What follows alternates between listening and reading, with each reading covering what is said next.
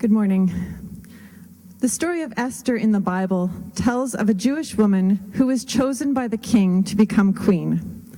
Her cousin Mordecai uncovered a plot by the king's advisor to destroy the Jewish people. Mordecai encouraged his cousin to risk her life and speak to the king, saying the famous words, "For such a time as this." Reach Out sang a song many years ago with the same key words, and they've always stuck with me. We never know why God puts us in a certain place at a certain time, although sometimes we're blessed to see a glimpse of God's plan after the fact. So why did a French teacher / stay-at-home mom with no official office administration experience happen to be working in Chalmers' office last September? Jules and I had become friends over the years through French chit-chat on Sunday mornings. Then last September, he came to Reverend John with wonderful, horrible news. His family had been approved for immigration to Canada, but they needed new passports and medical examinations, both of which were very expensive, and they had only 30 days to get it all done, or their immigration approval would be canceled. Chalmers wanted to help, but there are actually laws in Canada that restrict charitable organizations from helping its own members financially. So what could we do? Well, before we could blink, the people of Chalmers had a solution. See, Chalmers is both an institution with rules and policies that it has to follow, and also a family of loving, passionate people who help each other in times of need. As news spread like wildfire of Jules' situation, individuals and families in the congregation, and also in the Cantorian choir, began pooling funds. Within days, we had enough money to send for the passports. A few more days, and the money was there for the medical exams too. Have you ever walked into a bank and told them that you'd like to wire a large sum of money to the Congo? Each time, they looked at us like we were crazy and asked if we were responding to an email from a Nigerian prince. We assured them it was legitimate, and we waded our way through all sorts of French documentation and French correspondence, and we succeeded in getting the money to the right place within the allotted time.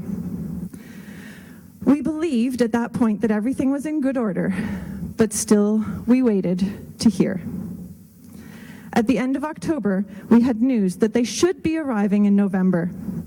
Andrew and I were so excited for Jules, but at the same time we wondered, where are they going to live? 9 people certainly couldn't live in his 2-bedroom apartment. And there was no way that Jules would be able to have a larger place before they arrived. So on one of our morning walks, Andrew turned to me and said, "What about our house? We've got extra space, and if we shifted things around a little bit, we could help." I immediately started crying. The same thought had been weighing on my heart, but how did I ask my English-speaking husband to welcome people into our house that I would be able to speak to, but he wouldn't? Oh, ye of little faith, have you ever known Andrew to be speechless? I should have just trusted that he would find a way. So on October 31st, I reached out to Jules and offered to take in some of his children. And we continued to wait. Then on November 10th, I got the text. Jules sent the text. "Bonjour Liz. Juste pour vous confirmer que la famille prend le vol le 19 novembre avec Brussels Airlines, donc dans 10 jours. Hi Liz. Just to let you know that the family will be flying on November 19th with Brussels Airlines. That's in 10 days. I was in the grocery store when I received the text, and I started crying. My hands were shaking as I typed the reply with tears streaming down my face in the produce section. Then, of course, came their arrival and the first days and weeks of life in Canada, and the adjustment to so many things, especially the weather. Meanwhile, behind all of this, I had started teaching a beginner French class part-time. That experience reignited my passion for teaching and for working with teenagers. So I started going through the process of getting back into the school board with the hope of maybe starting to teach again this September. But I should by now be quite familiar with the fact that life never goes according to my plan. And within 24 hours of interviewing with the board, I was offered a position teaching high school computers in French immersion. Without having had the practice of speaking French daily with my new nieces, I would never have been ready to take that position. See, many times when we try to help others, they end up being more of a blessing to us. The third and final part of my story of God putting people in specific positions for such a time as this came in January. See, Andrew is a storyteller. That's how he makes a living, and that's how he lives his life. He loves to share stories, and what a wonderful story we were living. So Andrew documented every event with photos, and he shared them with friends and family on Facebook, allowing so many people to live the journey with us and the Mabondos, or the Tabondos, as we had started calling our combined family. Jules and Odette were diligently searching for housing for their family, but we have all read how difficult the housing market in London is. But they were searching, and they were adding their names to waiting lists. Then one day, Andrew received a call from an old friend of his from school named Lori. She's here this morning, actually.